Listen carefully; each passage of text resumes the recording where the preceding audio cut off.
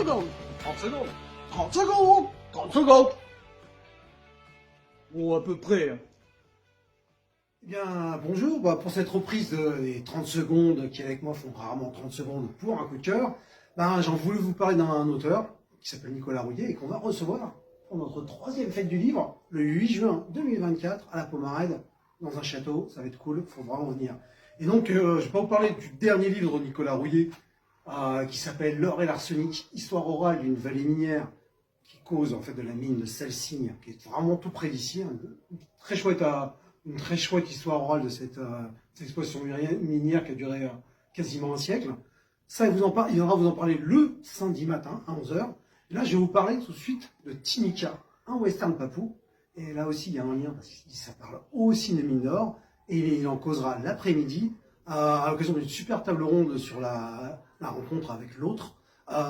Où il y aura aussi Hélène Ferrarini, une journaliste qui a écrit un super bouquin sur les Homo indiens en Guyane, ainsi que l'anthropologue et documentariste Anne-Sylvie Mabranc, qui a écrit Vision de l'ailleurs, mais qui a aussi fait pas mal de petits documentaires, notamment bientôt, il y aura toute une série qui va sortir, je crois, le 12 mai sur Arte, donc on fera passer l'info. Alors, Tinika, de quoi ça cause? Tinika, comme son sous-titre l'indique bien, c'est un western papou. Ça se passe où? Dans l'île de la Nouvelle-Guinée, donc c'est une des plus grandes îles au monde, peut-être après l'Australie, c'est juste au-dessus de l'Australie d'ailleurs. Donc c'est aux antipodes. Alors vous allez me dire, c'est pas vraiment à l'ouest ça. Alors en quoi c'est un western papou? Parce qu'on y retrouve en fait tous les ingrédients du western. Les papous dans le rôle des Indiens. Les papous, donc, ce sont les peuples qui vivent sur cette île de Nouvelle-Guinée, originellement. Et ils sont assis sur un tas, on va dire vraiment sur un tas d'or, sur des gisements, même du pétrole, du bois, du charbon, de l'or, tout ça. Ils en avaient rien à faire, donc ils avaient jamais exploité.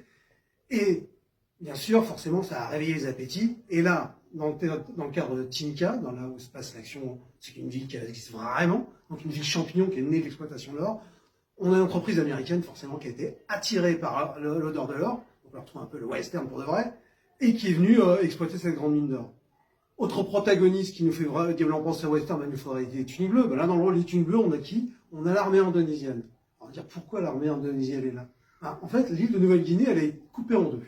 D'un côté, on avait l'est de la Nouvelle-Guinée plutôt, qui était occupée par les Britanniques, puis par les Australiens, et qui maintenant est indépendante.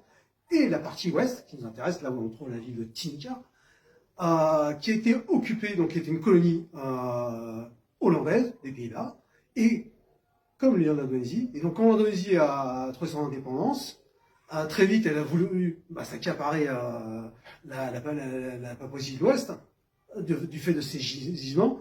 Et ils ont réussi par un tour de passe-passe quand les Pays-Bas est parti, dans les années 60, à s'accaparer, donc à faire de la Papouasie de l'Ouest, et reconnue par l'ONU, une région de l'Indonésie.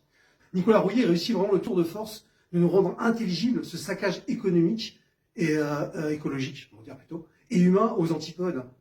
Et nous le rend, en plus, ce qui est bien, c'est un monde où on est vraiment très dans la binarité avec la réseaux sociaux, etc. Là, il nous le rend dans toute sa complexité et sa spécificité. Et comment ça? En multipliant les points de vue dans ce passionnant roman choral. Donc, roman choral, on va suivre en fait plein de personnages différents. Donc, je vous ai parlé de Pax Soustrino qui débarque, et c'est vraiment quand ce chapitre comme lui, on débarque avec lui sur la plage, dans le bateau, avec le bateau en Papouasie.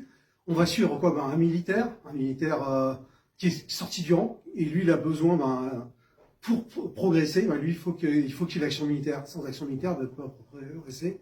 On a l'épicier malfrat. On va avoir, après du côté papou bien sûr, on va avoir un guerriero qui est Kwalik, lui qui a vraiment existé, qui a été donc assassiné par les Indonésiens, mais qui a un personnage réel.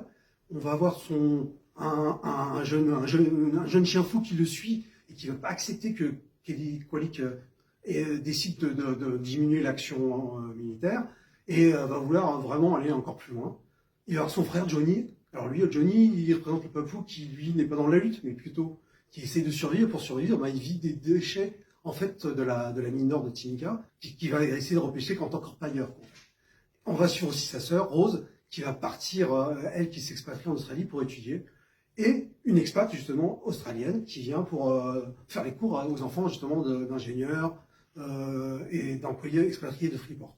Donc voilà, on a une multiplicité de points de vue, on a beaucoup de personnages et ça se passe de façon très fluide parce qu'on passe de l'un à l'autre grâce à des petits chapitres qui nous donnent l'impression vraiment de progresser comme si l'on montait un escalier marche après marche. Donc vraiment, je vous conseille Timica Western Tapo de Nicolas Rouillet. Et franchement, venez pour cette troisième fin du livre qui s'annonce vraiment génial. Allez, à bientôt, au revoir.